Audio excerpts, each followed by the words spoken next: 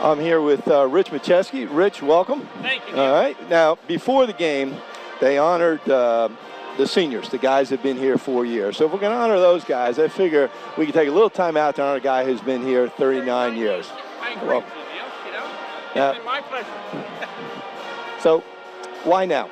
39 years. Can we talk you into 40? Well, my kids are teasing me about that. They say, Dad, come on, 40. And the real reason was that my wife is also retiring, so we're retired at the same time. Well, she teaches over at Seton. And she teaches at Seton. How many years has she been over there? This will be her 20th. 20 years over there. You've got 39. Yeah. See, if you go 40, then we'd be at 60. But I guess we can let you at 59. Well, thank you. Well, that's tremendous. Do you have any big plans? In September, we're going out west. We're going to tour the national parks in the Southwest, the Grand Canyon, Zion, Arches, and a few other places, and then come back. We thought that would be a good little This will test your marriage. How many years you been married?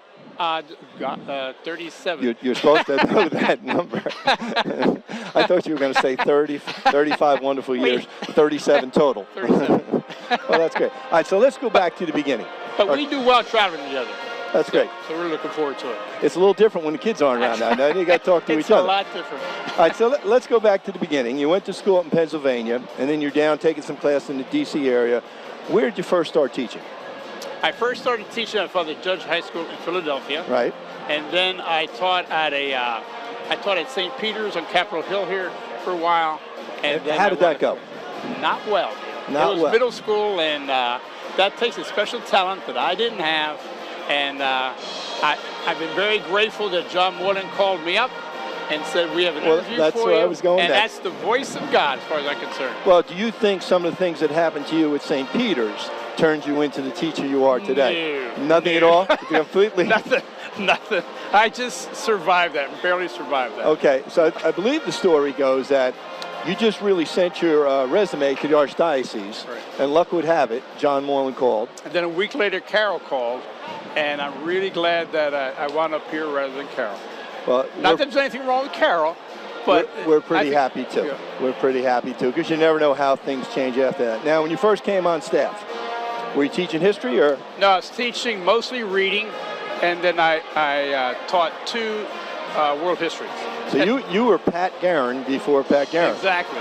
But I must say, Pat did a much better job with the program than I ever did. Right, but there is kind of an irony here. To me, in that same group, I've got Pat Guerin, you, Tom Burke, Mary Ayers. So the fact that you were teaching her class doesn't surprise me at all. So you're here for 39 years. Okay. Why? Why did you stay? Did you ever think of leaving or? I remember a conversation I was privy to with John Mitchell, and John at the time was saying, I've been here 12 years. At that time, I'd been there 7 years.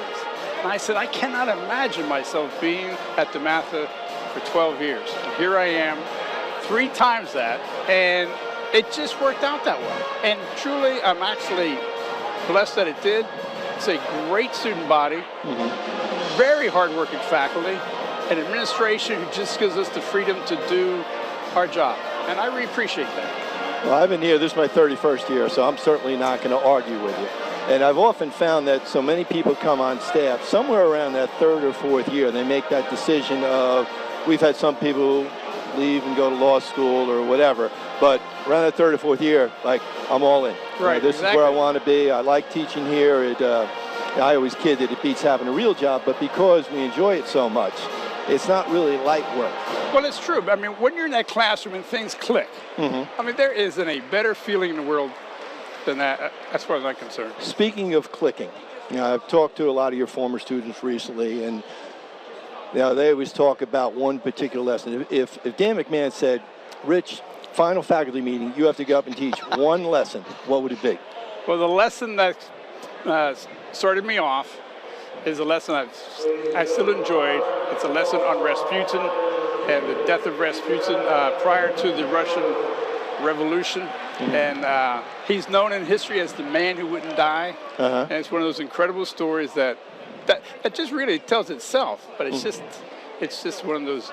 Well, the one thing they always talk about, whether it's that story or the Battle of the Bulge, whatever it might be, the passion that you bring it. Tom Ponton put a picture up on Facebook the other day and was announced you were retiring. It was a picture of you and Dr. Steve Danley. Right. And Steve left here, graduated 2003, and he played in the Ivy League, got his degree from Penn, Marshall Scholarship. He's now teaching up at Camden. And he sent me a quote the other day that, and I'll shorten it, but that he thinks about you with every lesson he prepares because he knows he wants to bring in the same passion that you had, and that his job is to pass that passion on to his students. Wow. So. Well, it's one of those things that I really enjoy learning. I'm excited about learning, and I want the guys to appreciate that too. And I also want them to know that I care about them as individuals, and the best way I know is to walk in that classroom excited, prepared, and to give it my best. And I think your teaching has not only affected your students, I think it's affected other members of our faculty. And myself, I mentioned that group of 4 before. You were the guys I never wanted to disappoint because you guys were so professional. You were so ready each and every day so that when we go in the classroom, I never want to look bad in your eyes. Certainly don't want to look bad in front of the administration's eyes either, but still that idea of, this is the way it's done at DeMatha. Now, when you came on in 77, 77. Were there members on the staff that helped you get acclimated to DeMatha and maybe mentored you a little bit? Buck Offit, Morgan, just the cream of the crop, and John Moreland with the idea of here's your job, here's your freedom, go do it. I just really love that. Mm-hmm. And it was just one of those things that I was able to take to as a duck to water. Mm-hmm. And that's one of the things I really love about being here, is that the faculty really works hard. It's a committed faculty. So you're right. I think we push each other to be the best we could possibly be in that classroom, and asking the students, therefore, to be the best that they can be also. Okay. Now, children, 4 children, right? 4 children. Now, I figure with you and Mary teaching, there's nowhere in the world they'd be teachers. What are they up to? Well, Mike is teaching 8th grade down in Myrtle Beach, 8th grade social studies. Mm-hmm. Megan is now volunteer part-time at a nursery school that she just started a while ago, but she taught for 4 years at Elizabeth Seton history. Dan is in Hong Kong teaching in an international school, 3rd grade. Wow. And Teresa, our 4th, has sworn up and down that she will not be a teacher, and that she works at Kennedy Krieger as an event planner, but they're all, except Megan, are married to also teachers. Wow. Yeah. So, like, Teresa's not a teacher. When you guys get together for holidays, do you guys tell like, teacher jokes that she doesn't get? No, she kind of nails us sometimes because she's still working in the summertime and we're not. And all that. Now, we're running out of time. So, I know you would never say you were the best teacher at DeMatha. Would you admit you're the best teacher ever in 305? No. Why not? Because I take the place of Morgan Wooten, and those walls still vibrate with Morgan. Well, I'm right next door to you, and I think the podium that Morgan used is still in there. Now, you share the room with Mike Curran. Right. Does Mike Curran know the pressure that's on him now? He does. In fact, that's one of the first things he said. He said, I'm in this room where Morgan taught and Rich Macheski's teaching, and he had a little fear in his voice, but really, Mike's doing a great job also. Well, I know Dan McMahon often gives you and the other history teachers a hard time about all the videos you show, so I'm hoping this is one more video that your students will maybe enjoy, and there'll be no quiz on this one. Well, thank you. Thank you for Neal. coming by, and thanks for all your years of service. I'm honored and pleased. Thank you so much. Great. Take care.